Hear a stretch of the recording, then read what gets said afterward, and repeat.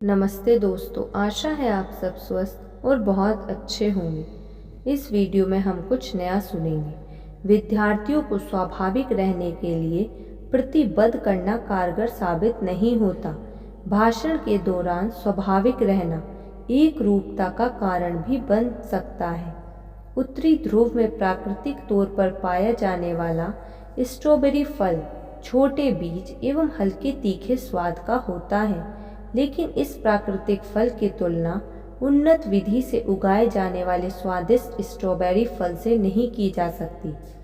पहाड़ों की पथरीली ढलान पर बिना मिट्टी पानी के प्राकृतिक तौर पर बोने पौधे उगते हैं, लेकिन इन पौधों का दुर्भाग्य यह है कि इनकी तुलना नम और उपजाऊ इलाकों में पनपने वाले हरे भरे पेड़ों से की जाती है। बेशक प्राकृतिक स्वभाव को बरकरार रखें, लेकिन इस स्वभाव को आदर्श स्तर पर विकसित करने की कोशिश जरूर करें। जिस बंदूक की मारक क्षमता में ज़्यादा फैलाव होता है, उससे चिड़ियों का शिकार नहीं होता। यदि सिद्धांत भाषा पर भी लागू होता है, जो वक्ता बेतरतीब तरीके से वाक्यों का इस्तेमाल करता है, उसे अपेक्षित परिणाम नहीं मिलते। वाक्य का प्रत्येक शब्द महत्वपूर्ण नहीं होता, लिहाजा ध्यान रखें कि केवल अहम शब्दों पर ही जोर डालने की कला का इस्तेमाल करें। यदि आप मर्यादा पुरुषोत्तम राम या पावन नगरी वृंदावन जैसे शब्दों का उच्चारण करें, तो ज़रूरी नहीं है कि सभी अक्षरों पर बराबर जोर दें। इनमें से कुछ ही अक्षरों को विशेष महत्व दिया जाएगा, बाकी अक्षरों का उच्चारण सामान्य तौर पर होगा।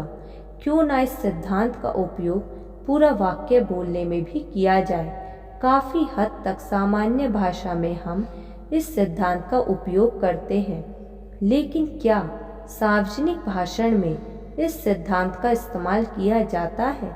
दरअसल इसी प्रतिभा की कमी की वजह से भाषण में एक रूपता का दंश प्रकट होता है। जहाँ तक शब्द विशेष पर जोर देने का संबंध है, आप एक सामान्य वाक्य को एक बड़े शब्द के रूप में देखें तो समस्या का हल निकल आएगा। भाग्य संयोग से नहीं मिलता, इसे चुना जाता है। आप मुकद्दर का सिकंदर बोलते समय हर अक्षर पर बराबर जोर डाल सकते हैं। इसे ऊंचे स्वर में बोलिए और महसूस कीजिए। निसंदेह आप भाग्य शब्द पर विशेष जोर डालेंगे, क्योंकि इस वाक्य में भाग्य मुख्य घोषणा है। नहीं शब्द पर भी समान बल दिया जाएगा। जाहिर है, नहीं शब्द को विशेष महत्व नहीं दिया तो दर्शक समझेंगे कि भाग्य संयोग से ही मिलता है। इसी के साथ संयोग शब्द पर भी जोर डालने की आवश्यकता है, क्योंकि इस वाक्य में संयोग शब्द का भी महत्व समान है।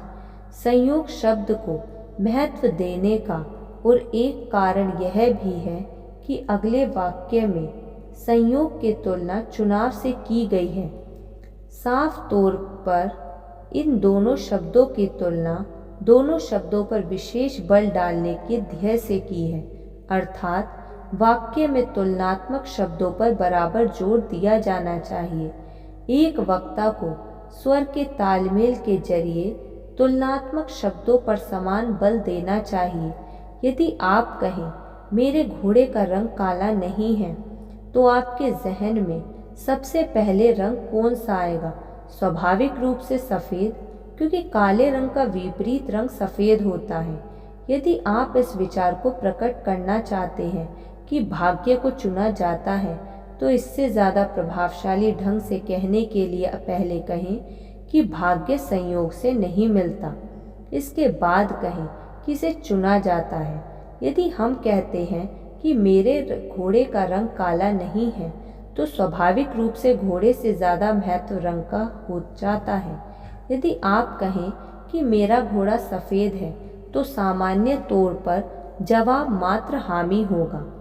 उपयुक्त बयान के दूसरे वाक्य में केवल एक शब्द महत्वपूर्ण है, चुनाव। चुनाव शब्द को विशेष महत्व प्रदान करना चाहते हैं, क्योंकि इस शब्द की तुलना पहले वाक्य के संयोग शब्द से की गई है। इस सिद्धांत के मुताबिक भाग्य संयोग से नहीं मिलता, इसे चुना जाता है। अब इन वाक्यों को बार बार पढ़ें और गाढ़े किए गए शब्दों पर विशेष बल दें। लगभग सभी वाक्यों में कुछ शब्द ऐसे होते हैं जो महत्वपूर्ण विचार को प्रकट करते हैं, अर्थात ऐसे शब्दों को विशेष महत्व देने की आवश्यकता होती है।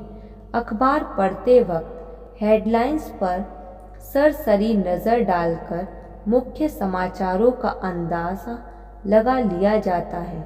अखबार के संपादक को धन्यवाद देना चाहिए, क्योंकि अखबार में हांगकांग में हुई लूट को इतना महत्व नहीं दिया जाता जितना आपके अपने शहर में 5 मछुआरों की मौत की खबर को दिया जाता है। खबर के विस्तार के द्वारा संपादक अलग अलग खबरों के महत्व को दर्शाने की चेष्टा करता है। चौंकाने वाली खबरों की ओर पाठकों का ध्यान आकर्षित करने के लिए शीर्षक को कभी कभी लाल रंग में लिखा जाता है। इसी प्रकार यदि वक्ता अपने भाषण के जरिए दर्शकों का ध्यान आकर्षित करने में कामयाब होता है तो इसे वरदान से कम नहीं माना जा सकता। एक सामान्य वक्ता उक्त पंक्तियां बोलते वक्त स्वाभाविक तौर पर भाग्य, संयोग, नहीं और चुनाव पर विशेष बल देगा। एक बार द न्यूयॉर्क सन के संपादक चार्ल्स डाना ने अपने एक संवाददाता से कहा कि सड़क पर जाते समय जब वह किसी कुत्ते को आदमी को काटते देखे तो उस पर ध्यान ना दे। हमारा अखबार ऐसी बेमतलब की खबर के लिए ना तो पाठकों का ध्यान खींचना चाहता है और ना ही अपना कीमती समय नष्ट करना चाहता है। एक चुप्पी के बाद माननीय डाना ने लेकिन शब्द का इस्तेमाल करते हुए कहा, यदि तुम किसी व्यक्ति को कुत्ते को काटते देखो तो फटाफट दफ्तर लौट आना और इस लेख को छपने के लिए दे देना। निस्संदेह यह एक बड़ी अनोखी खबर होगी। यदि वक्ता बोलते समय भाग्य संयोग से नहीं मिलता वाक्य के सभी शब्दों पर समान बल देता है तो यह कुत्ते ने आदमी को काटा जैसी आम खबर के समान नीरस होगा। लेकिन यदि वक्ता सही शब्द पर बल डालता है तो वाक्य की खूबसूरती बढ़ जाती है। एक आदर्श वक्ता बोले जाने वाले वाक्य के अहम शब्द को पर्वत शिखर के तौर पर पेश करता है। एक आदर्श वक्ता के भाषण में महत्वहीन शब्द नदी की सतह की तरह जलमग्न रहते हैं। वक्ता के महान विचार शाहबलूत के ऊंचे वृक्षों के समान होते हैं और कम महत्व वाले विचार मैदानी घास के समान। धन्यवाद। ऐसी और वीडियो सुनने के लिए आप इस चैनल को सब्सक्राइब कर लीजिए और इस वीडियो को लाइक कर दीजिए। धन्यवाद।